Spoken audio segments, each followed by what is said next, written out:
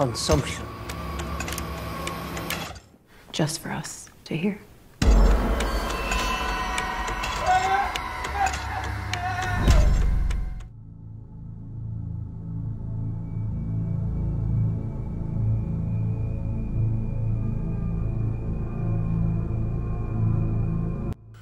All You Need Is Death. This one is written, directed and produced by Duane.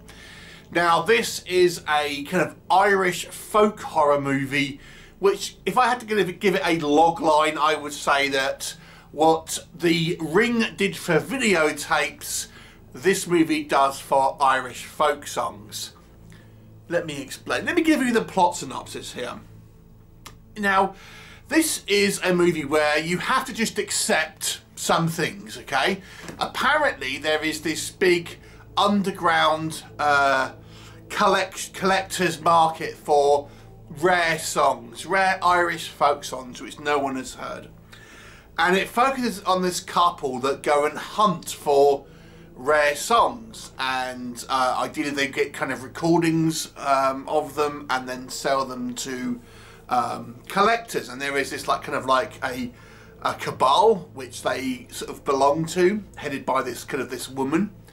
Anyway, they get a kind of a lead on this kind of old eccentric Irish woman who apparently has got this kind of like song that no one has heard.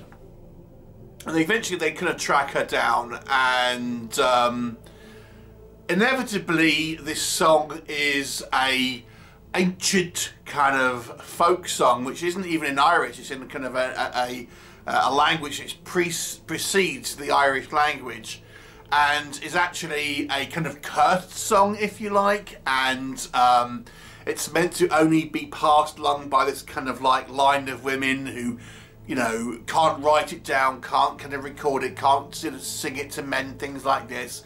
But obviously that all kind of changes, and inevitably this now cursed song starts to affect people who have been exposed to it, shall we say. Now this kind of relates back to some kind of like kind of Viking types that we kind of see in kind of flashbacks, and the kind of the origin of this kind of song and its kind of curse. It's to do with kind of love, betrayal, and all of this. But how it will affect these kind of our current crop of characters, you'll have to watch the movie and find out.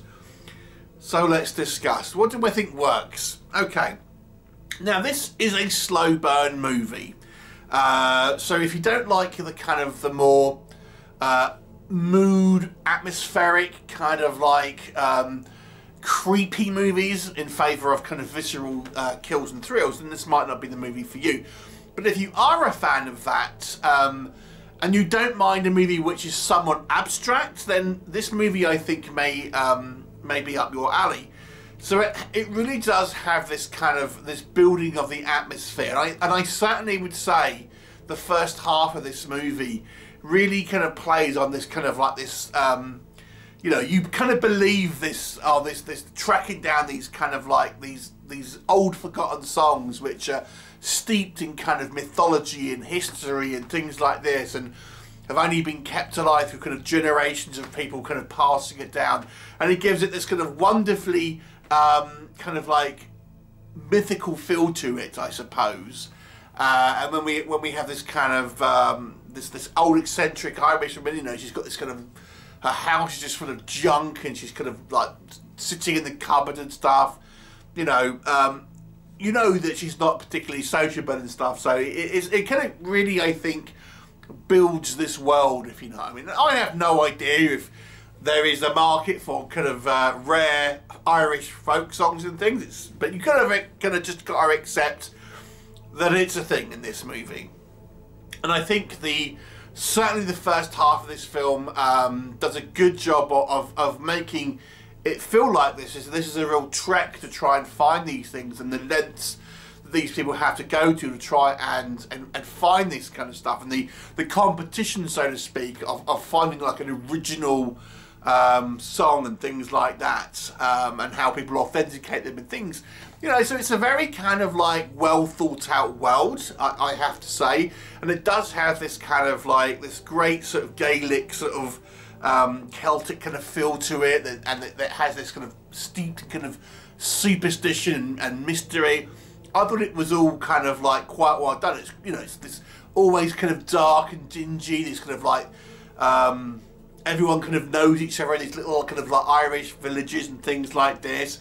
Then we have a kind of a subplot where the son of this kind of older woman who is mysteriously killed after she ends up kind of singing this song to these people. You know, he's kind of on the track about what's kind of going on. So I got to say, I think the setup to this movie was pretty strong. The first half of this film I was quite intrigued with. I thought the characters were interesting. I think the acting was kind of solid. I thought it was very well shot and kind of, even though it's nothing, you don't necessarily see a lot on screen in regards to like VFX or kind of anything overtly kind of supernatural. You do see a bit, but I think it does enough to kind of build this kind of this eerie atmosphere, and you feel like you're peering into a world that you shouldn't be seeing and things like that, which I thought the movie did a pretty good job on. And even when we do see some more overt stuff, it's a lower budget movie, but I think they've used the VFX kind of sparingly, and I think it works in kind of the context of this movie. You know, and you're kind of quite intrigued about the backstory and stuff. So I think the movie does a good job of kind of the setup here, and even at its end, I still feel like, you know, it was somewhat of an intriguing story. Certainly well put together and photographed, and kind of well acted and stuff. Everyone here, I say, it gives a kind of a grounded and authentic kind of performance, even though a lot of these characters are kind of quite eccentric.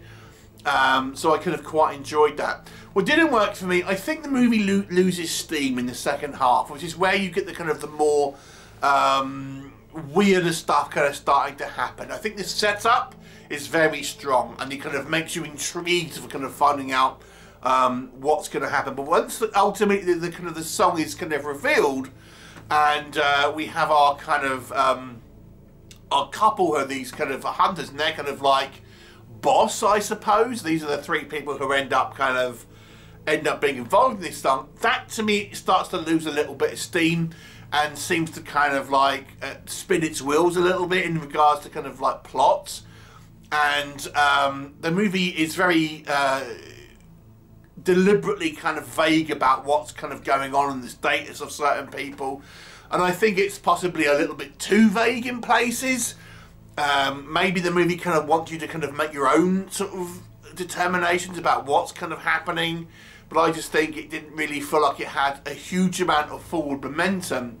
And then you know, obviously the climax and stuff, it kind of makes sort of sense in regards to what if you've been paying attention and listening to what the kind of the dialogue has been saying. But even though I don't know if it was a huge payoff, to be honest, and like I said, I just think the second half of the movie is significantly weaker.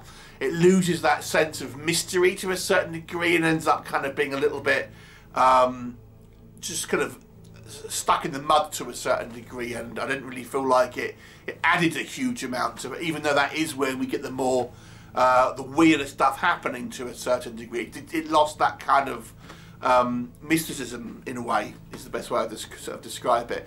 And I think the movie, you could argue it has a good idea, but the execution of it I don't think was completely flawless here. It just seemed to kind of lose something for me in that second act. But overall, if you really don't mind, like I have to emphasise this is a slow burn movie with really not a huge amount happening on screen, but an intriguing idea with good acting and kind of like an interesting kind of concept with mixed results. But it's still worth watching, I think, if you don't mind that. I'll give it a 6 out of 10. Have you seen it, or would you see it based on what I've told you? Please do let me know, and I'll look forward to seeing you next time. Bye for now.